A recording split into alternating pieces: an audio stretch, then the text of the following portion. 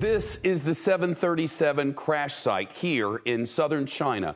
We have not seen this from above until now, and would you look at it? The Boeing jet nosedived at more than 350 miles an hour, they tell us. It exploded on impact, gouged the earth, and caused this massive crater. Nearby today, investigators found one of the two black boxes. That's the orange can there in the plastic bag. Those boxes hold key data about the flight. Local officials say this one is in rough shape. They say they believe it contains the voice recordings from the cockpit. They sent it to a lab for analysis. Still no box of the data recordings. And here's what we know so far. Local officials tell us air traffic controllers tried repeatedly to call the pilots after the plane tipped into its nosedive. They got no response.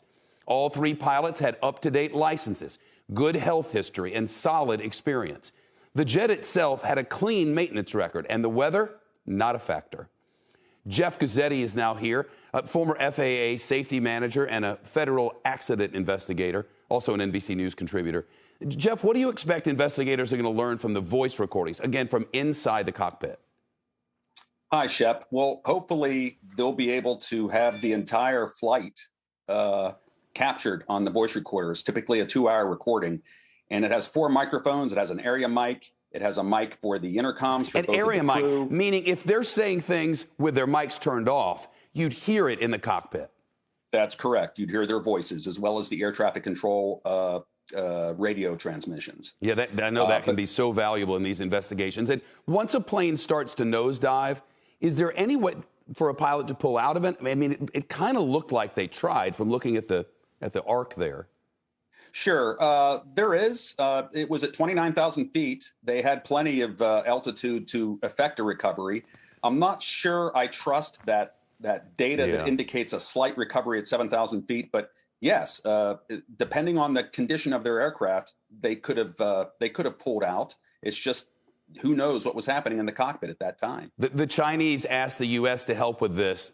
You think that'll make a big difference? I do.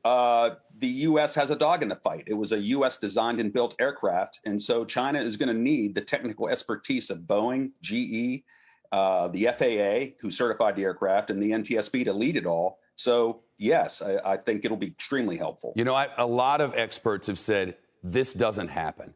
This doesn't happen unless somebody makes it happen.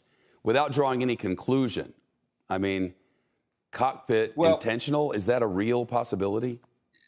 Shep, you can't take that off the table. I mean, I even hate to even mention that you can't take it off the table, but it is possible given the profile of an extremely rapid descent that is sustained basically all the way to the ground.